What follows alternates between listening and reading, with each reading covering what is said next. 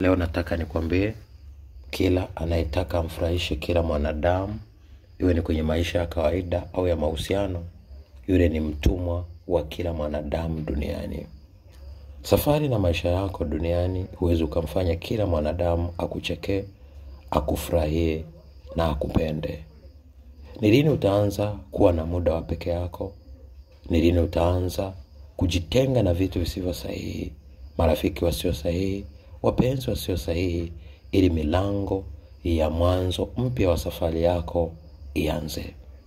Kumbuka walikuja hapa duniani peke yako, na siku ya kuondoka utaondoka peke yako. Kwa nini umewapa watu muda wako, nguvu zako, fedha zako na wakati wako sana kuliko wewe na kusudi lako? Safari ya maisha ya mwanadamu asiye na maono ni mwanadamu anayeweza kutumbukia kwenye shimo muda wote.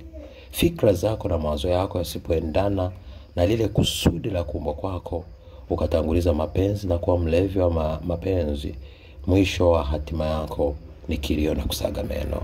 Leo watu wanalia, wanateseka, wengine wamekunywa sumu, wengine wamepoteza mwelekeo, wengine hawana furaha kwenye maisha. Si kwa sababu wasingekuwa na furaha, bali walitegemea furaha kutoka kwa watu wengine, na baada ya wale watu kuwatesa, kuwaumiza au kuondoka, leo ni majanga, mateso, kilio na maumivu.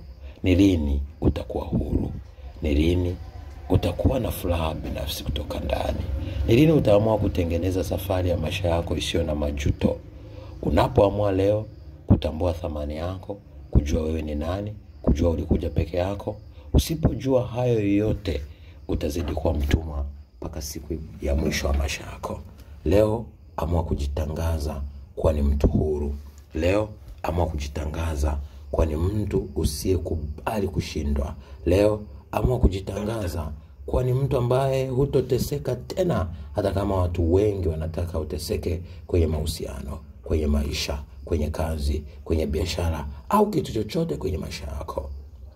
Tamka na sema, kuanzia leo mimi ni mshindi na zaidi ya washindi.